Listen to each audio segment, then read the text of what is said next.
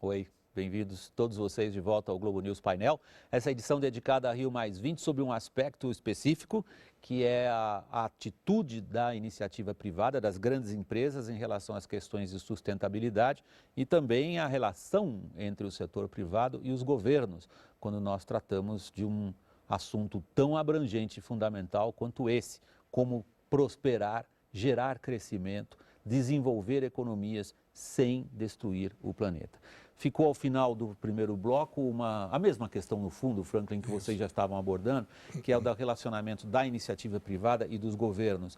Uma das ideias, ou melhor, queixas colocadas pelo Marcos Yankee no final, é de que mesmo um setor como o qual ele representou durante muito tempo do setor do etanol, consegue dar provas de ser capaz de atender aos desafios de sustentabilidade e é apanhado na contramão por políticas públicas.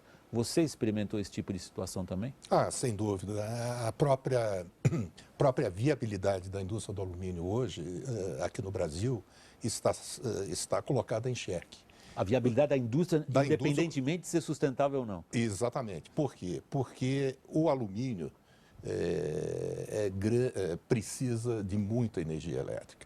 Muita energia elétrica. Nós somos os maiores consumidores, como segmento industrial, do Brasil, de energia elétrica. Ao longo dos anos, eu estou falando aqui de mais do que 10 anos, o governo brasileiro foi pendurando em cima do preço de energia uma série de encargos e tributos, chegando ao ponto hoje onde 50% do preço que nós pagamos é encargo e tributo.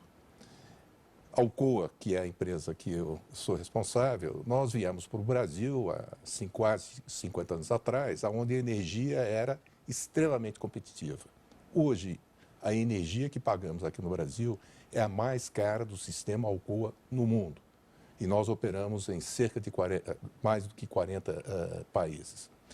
E o porquê? Porque entenderam que o setor de energia elétrica é um ótimo arrecadador de encargos e tributos. Então, está aí uma questão de política pública que tem que ser trocado, tem que ser mexido. A iniciativa privada, que somos nós acreditamos que estamos fazendo a nossa parte, investindo em autogeração. E agora cabe ao governo. Eu acho que, sem dúvida nenhuma, a presidenta Dilma Rousseff entende de energia, conhece bem o setor, sabe que algo tem que ser feito. Então, estamos confiantes que o governo brasileiro vai atuar nessa questão de energia elétrica, que é fundamental. Entre o discurso da sustentabilidade e a realidade, sem dúvida, está se abrindo uma grande distância, André? É aí que impacta o setor eletroeletrônico. Eu acabo vivendo uma desindustrialização no país. Né? A gente mergulha nesse comportamento, porque aí a parte de componentes já se foi, a indústria de componentes já se foi, agora eu começo já se foi, você quer dizer, foi destruída pela competição internacional. Exato. E agora, recentemente, nós iremos viver um outro problema, que é em função dos materiais nobres aplicados nos equipamentos de alta tecnologia, que são as terras raras. Seriam as terras raras, que é uma outra discussão que eu não vou nem abarcar aqui, mas ela vai, com certeza, impactar, porque a China, que é detentora já gerou uma tensão diplomática muito forte entre China e Estados Unidos por conta das restrições. E Japão também. Né? E o Brasil está sentado em cima da sua maior reserva, mas está atrasado no seu processo de exploração. Entendeu? Então, agora eu tenho uma tecnologia que ela é dependente desse insumo e eu tenho esse insumo no meu país, porém com um gap para poder explorar e ter acesso a ele. Marcos. Eu acho que as políticas públicas deveriam claramente incentivar tudo que é sustentável, né?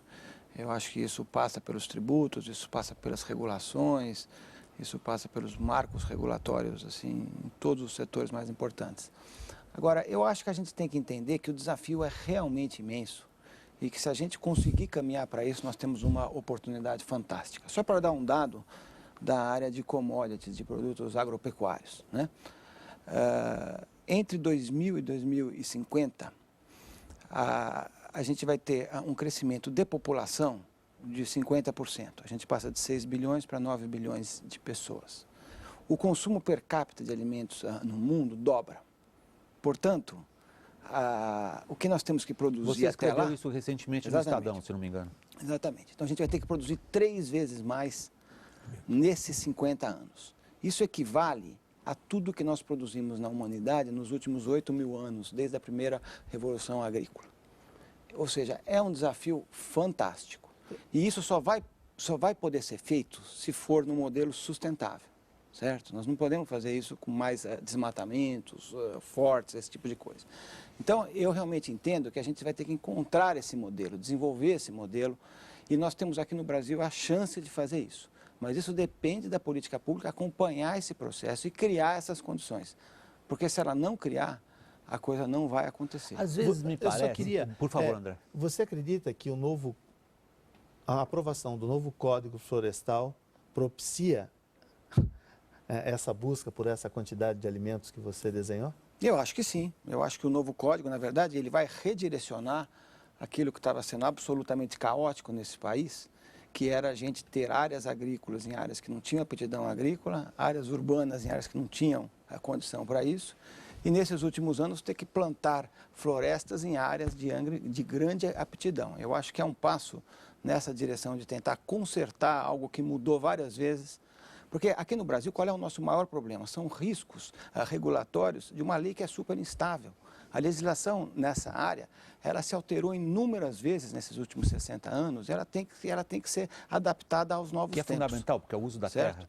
Exatamente. Então, eu acho que na hora que a gente consegue fazer a regularização de gente que lá atrás desmatou dentro da lei, mas que hoje já não estava mais, eu acho que se a gente conseguir caminhar para um zoneamento das áreas onde se pode e não se pode plantar, e a gente fez isso lá no exemplo da cana, por exemplo, e dá para fazer em outras atividades, eu acho que esse crescimento pode acontecer. O Brasil hoje é uma referência em tecnologia tropical agrícola, no mundo inteiro. A gente recebe gente de todos os países aqui para ver o que a gente fez.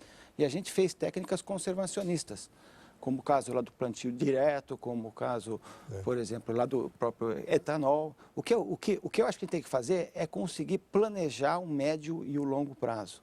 Porque aqui no Brasil a gente ainda vive muito do curtíssimo prazo, as regras mudam o tempo todo e a gente não sabe aonde a gente vai chegar. Pelo menos no seu setor você diz agora que você tem uma regra razoavelmente estabelecida. E vocês? Eu respondo ele, eu só queria, e sem querer ser extremamente preciso, ao invés de dizer que depende de políticas públicas, eu preferia entender como depende de um diálogo criativo entre a iniciativa privada e o governo, onde nós, iniciativa privada, assumimos a nossa responsabilidade de uma maneira ampla, geral e restrita, mas também a responsabilidade de sentar junto ao governo e expor as nossas necessidades. Eu adoro de vez em quando uma bela questão conceitual, você acabou de colocar uma aqui. Nesse evento que você citou, Franklin, que teve lugar no Rio na quinta-feira passada, um dos conferencistas foi um professor de Harvard. O nome dele é Danny Hodrick. E uma tese defendida por ele ali me chamou a atenção, eu ouvi com atenção o que ele dizia. Ele dizia o seguinte: não podemos imaginar políticas públicas de cima para baixo. Isso. Nós não podemos imaginar uma situação positiva que seja apenas a maneira como os governos regulam. Nós temos que imaginar um setor empresarial e privado que se sinta forte e consciente o suficiente para entrar nisso que você acabou de mencionar agora, uma espécie de diálogo, onde os dois campos avançam ao mesmo tempo. Isso existe no Brasil, André? Eu acredito que o grande entrave nesse momento e o que nós precisamos do posicionamento do governo é que ele deixe a gente agir e não tente regular a gente no sentido da responsabilidade do pós-consumo. Deixa eu trabalhar, não me atrapalhe. Deixa eu trabalhar. A linguagem é minha, você não precisa adotá-la, sou eu que estou dando um pouquinho de pimenta. Tudo bem, eu só preciso que ele diga assim, olha, eu preciso resolver a questão do pós-consumo. Eu disse perfeitamente, então vamos sentar e olha, isso aqui é o que a indústria pode fazer atualmente. Aí ele me diz, por que é só isso que você pode fazer atualmente? Porque do que você está determinando que eu vá buscar ou que eu crie mecanismos, de cada 10 que são devolvidos, 7 não são meus.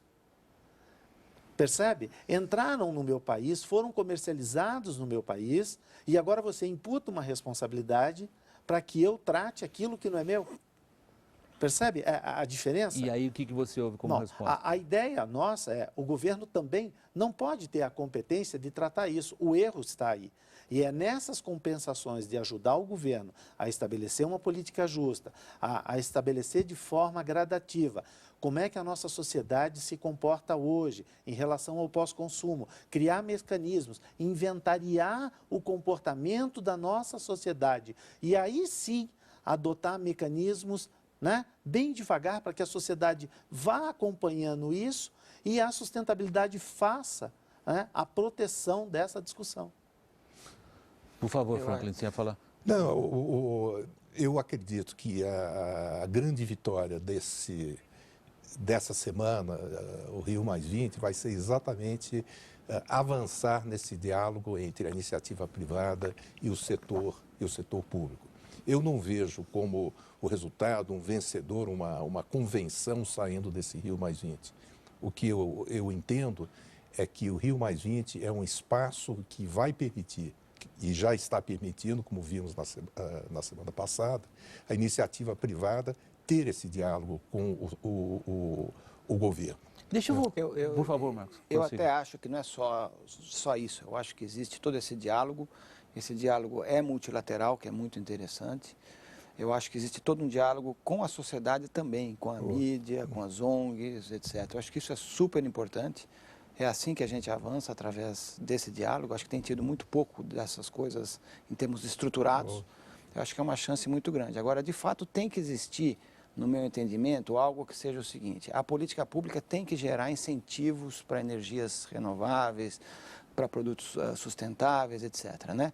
E aí tem que ter algo que tem que ser feito pelo setor privado. Quer dizer, acho que o setor privado tem que compensar isso com ganhos de produtividade, por exemplo. Porque eu acho que é o maior desafio nosso é esse hoje aqui no Brasil. A produtividade nas indústrias hoje, ela tem crescido muito pouco, em torno de 0,5%. Em serviços é uma tragédia. Os números de produtividade no Brasil são preocupantes. São muito preocupados. Eu acho o seguinte: a gente tem, por exemplo, na agricultura, crescimentos de 3% ao ano, porque a gente teve que competir lá fora. Eu acho que esse é um fator muito importante, a gente está preparado para competir e ganhar essa produtividade. Eu acho que serviços hoje, por exemplo, é uma área super complicada, porque é uma área que gera bastante problema para todos aqueles que produzem aqui no Brasil, né? E a gente tem riscos de inflação nesse setor mais altos do que em qualquer outro. Portanto, tem que ter ganhos de produtividade fortíssimos nessa área, que infelizmente não estão acontecendo. Deixa eu voltar para uma outra questão conceitual e tentar me colocar no papel de muitas pessoas que estão no governo e que têm uma preocupação genuína com as questões ambientais em primeiro lugar, porque até inclusive são pagas por isso. Há uma noção bastante difundida, não só no governo, mas bastante forte dentro do governo, que é de que muitas das empresas privadas se utilizam de recursos não renováveis e isso não é sustentável por definição. Franklin. É verdade, essa percepção existe, mas existem também casos, numerosos casos aqui no Brasil, onde há a utilização responsável, sustentável dos recursos não renováveis. Exatamente. Usou, acabou. Como é que seria essa utilização racional, responsável e sustentável? Se, do ponto de vista do agente regulador, muitas vezes ele trata isso como um antagonismo completo. Não há como quadrar esse círculo.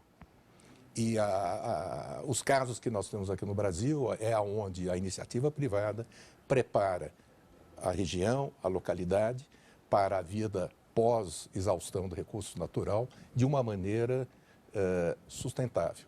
Já temos casos, já existem casos onde isso acontece. Então, utilizando esses casos, o governo crescentemente entende que pode conceder, pode fazer concessões, pode permitir a utilização desses recursos naturais. André, por favor. O governo ele tem que ser parceiro nesse momento delicado de transição, de capacitação dessa sociedade e talvez rever a postura e a carga tributária de incentivos nesse aspecto. Por quê? Porque agora, com a história da reciclagem, com a história da sustentabilidade, com a história de proteger o planeta, todo o legislativo do nosso país aponta em projetos de lei que visam a reutilização dos insumos no início do ciclo.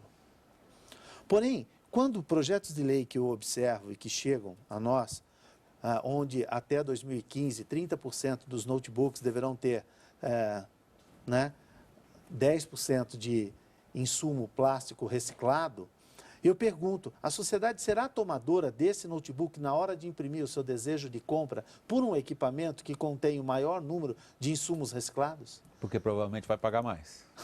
Vai pagar mais ou pode ter o aspecto de não ser bom.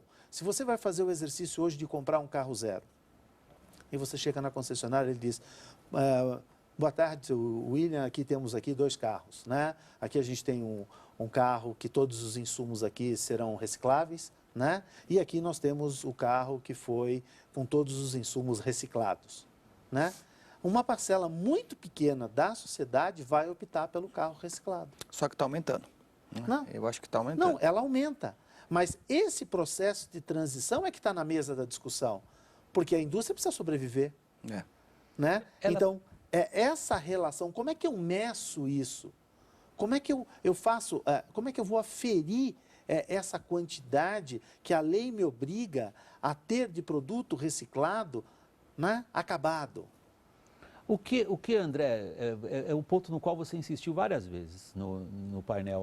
Você talvez aqui tenha sido a voz mais preocupada com o quanto que o consumidor, a sociedade, como você prefere usar a palavra, né? Porque eu me incluo nela. Quanto que o consumidor avança ou não, em termos de vanguarda mesmo do comportamento considerado sustentável. Qual é a consciência do consumidor normal?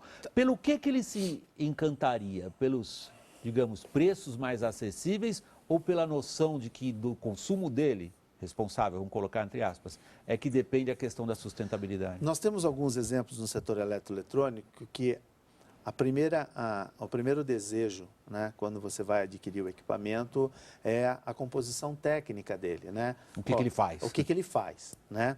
Depois que você entendeu o que ele faz, você começa a olhar o design do produto. Isso é né? bonito. Isso é bonito, isso não é? Como que a sua sociedade vai perceber você com aquilo, né? E depois você estabelece e olha para o seu bolso e diz assim, aqui dentro tem 1.000, né? Do que é 1.000? Acabou? Esses critérios foram superados e agora vamos olhar para o fator econômico. Percebe? Então, esse detalhe tem que mudar. A quantidade de energia utilizada na fabricação desse equipamento, a quantidade de água ao longo do processo desse equipamento, a quantidade de emissões que esse produto trouxe ao longo da sua concepção é que tem que ser o fator... E não está presente. E não está presente. Então, eu preciso despertar no meu país como é que o consumidor percebe isso e faz a opção correta. Isso é sustentabilidade. Eu acho, na verdade, que tem uma dimensão aí de política pública e uma ligada ao consumidor. Acho que a de política pública, talvez o maior exemplo aqui no Brasil hoje de um desafio é que nós temos grandes jazidas de petróleo, que é um produto que vai acabar, né? Isso é importante para o Brasil, agora isso não pode vir em detrimento desse esforço que o país fez de diversificar lá do petróleo. Então, eu acho que, por exemplo, todas as políticas que serão feitas para renováveis são absolutamente fundamentais, porque senão nós vamos ser engolidos pelo pré-sal, né? E isso é realmente voltar atrás. E isso depende de política pública, essencialmente. Agora, tem outros exemplos, por exemplo, bem interessantes. Por exemplo, quem é o grande comprador de commodities agropecuárias nesses próximos anos? Vai ser China, vão ser países pobres. Esses países não têm essa consciência. Nós, por exemplo, fizemos nesses últimos anos diversos tipos de certificações aqui no Brasil, que são processos super longos, levam 2, 3 anos, uma conversa com um monte de gente no mundo inteiro para chegar naquilo que é um produto certificado. Quando você olha hoje, o que tem maior nível de aceitação é a questão lá do FSC, que é usado lá na madeira, lá no papel e celulose, que deve ter 15% de mercado. Os outros todos estão na faixa de 2, 3%. Fizemos outro dia um negócio lá do Bom Sucro, por exemplo, que é uma certificação bem interessante para cana. E ninguém hoje está querendo comprar esse produto, apesar de ter 17 grupos aqui no Brasil que fizeram isso. Por quê? Porque realmente na hora de você falar com a pessoa que vai comprar, ele está mais preocupado com o preço do que com esse produto. Frank. Se você me permite, eu acho que existiria uma premissa que tudo que é sustentável custaria mais. Eu discordo dessa tese. Eu não sei se nós temos tempo Com a qual nós começamos o programa. Pois é, eu não sei se tudo que é sustentável é mais caro. Eu não acredito nisso. E a segunda premissa é que o consumidor, né, em geral, não busca a sustentabilidade. Também, se tivéssemos mais tempo... Vocês são diplomáticos, o consumidor está pouco se lixando para isso aí. Eu não acredito nisso. Ok. Eu não acredito nisso. O Marcos, vocês veem, o André também vê isso. Eu acho que ele é consciente. A gente eu não posso desprezar a variável. Mas eu também não posso perder esse gancho. Eu tenho que startar ele agora. Agora é a hora de pegar ele consciente e criar uma estrada da sustentabilidade. Discipliná-lo a consumir dessa forma. E também concordo com o Frank. Essa conta não é barata. Essa conta não é Você chegou a concluir seu raciocínio, Frank? Que eu estou chegando ao final do programa, eu tinha uma pergunta final para vocês. Faz a pergunta. Em relação à semana que vem aí, nós vamos ter uma semana de negociações diplomáticas difíceis e nós vamos ter, no fundo, muita gente, uma cacofonia até, se a gente quiser colocar dessa maneira, em relação a essas questões. Então, é uma pergunta muito simples no fundo. Quer dizer, numa época de crise aguda, neste fim de semana está se decidindo uma eleição na Grécia vital, para um dos blocos econômicos mais importantes do planeta, com consequências incalculáveis, talvez catastróficas. Nesse quadro, no qual não se vê entre os governos uma coordenação efetiva, sequer para enfrentar uma crise pesada, de curtíssimo prazo, que esperanças você tem em relação a Rio+20? Eu sou, se me permite, Wênia, eu sou otimista. Eu sou otimista. O Rio+20 não é Campeonato Mundial de Futebol de 2014, não são os Jogos Olímpicos 2016. Nós não precisamos um vencedor do Rio+20. O próprio evento, os 500 debates, fóruns, seminários que já estarão acontecendo na semana que vem, eu acho que oferecem uma riqueza de criatividade, de compartilhamento de ideias que o mundo precisa. Com Grécia dentro da comunidade europeia ou sem Grécia dentro da comunidade europeia. Eu sou muito otimista com relação aos resultados em termos de mudança que nem dizem os americanos, de mindset, de cabeça, desse evento Rio+20. André? Eu acredito que a Rio+20 vai deixar um legado que é o caminho, né? Eu acho que isso é muito importante. Deixa também um legado para que a sociedade possa ver de perto o que a indústria local está fazendo. Eu acho que isso também é um grande cenário de oportunidade. E me chamou muita atenção uns 3.000, 4.000 eventos paralelos que acontecem. 30.000 participantes? 30.000 participantes. No evento recente, nós tínhamos 1.500 pessoas inscritas da indústria. Então, eu acredito que a trilha vai ficar. Eu acho que o governo tem que abraçar essa trilha, sim. Mas eu acho que ainda tem muita coisa que nós já começamos aqui dentro de casa, que nós precisamos colocar em prática, medir isso, saber quanto de calor vamos ter que pôr nessa discussão ainda e avançar nesse sentido. Eu acredito que esse seja o caminho. Marcos, finalmente a questão, só refazendo para o pessoal aí em casa que talvez não tenha registrado, a questão é a crise internacional de curtíssimo prazo, quase catastrófica, que impacto, na sua avaliação, ela terá na Rio+20? Eu acho que ela impacta desde 2008, né? Todas as conferências de lá para cá foram impactadas por isso, principalmente essas na área da sustentabilidade. Mas eu acho que o importante é o seguinte, nós vamos ter resultados diferenciais.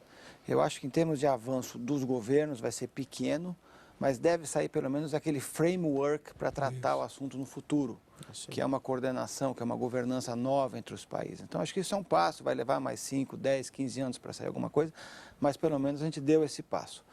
Em termos das empresas, eu acho fundamental, porque é uma chance de você trocar experiências, ver o que os outros estão fazendo, participar de debates de alto nível e principalmente ampliar aquele grupo das empresas que estão pensando na sustentabilidade de forma séria e não apenas para fazer aquele chamado, aquela coisa que é uma maquiagem, né? E eu acho boa também... Boa tradução para greenwash, maquiagem. Eu acho... Tem o mindset, o framework e o greenwash. Quer dizer, o estado da cabeça, o quadro de referências e a maquiagem. Traduzimos tudo. Exatamente. Eu acho também que é muito importante para que a sociedade aqui no Brasil entenda um pouco mais o que é isso. Porque eu tive em vários eventos fora. E lá eu vejo que essa conscientização é muito grande. Eu acho que o fato disso estar acontecendo aqui no Brasil e ter esse número lá de pessoas é fundamental, né? Então, eu acho que é isso. Nós estamos terminando aqui o Globo News Painel. Eu queria agradecer as participações dos nossos 3 convidados, começando por Franklin Feder, que é o CEO, o Chief Executive Officer, o número 1, como a gente gosta de dizer, da Alcoa para a América Latina e Caribe. Agradeço a André Saraiva, o diretor de responsabilidade socioambiental da ABINE, a Associação Brasileira de Indústria Eletroeletrônica. E, por último, agradeço a Marcos Yank, empresário, ex-presidente da Única, a União da Indústria de Cana-de-Açúcar, e também especialista em agronegócios e bioenergia. Agradeço especialmente a você, assinante aí em casa, que sempre nos acompanha. Vamos lá aos outros fatos e imagens da semana. Até logo.